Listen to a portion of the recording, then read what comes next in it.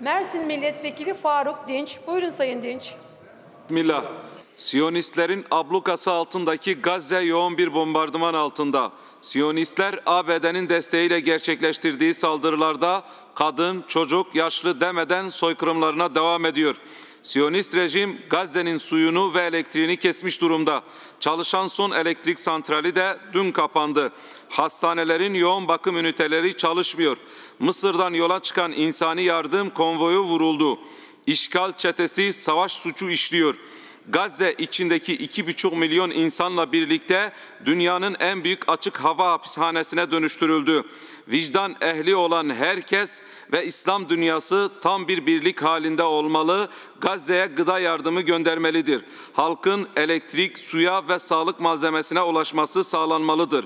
Bu vesileyle Aksa Tufanı operasyonu gerçekleştiren Filistin halkını selamlıyorum ve zalimler için yaşasın cehennem diyorum.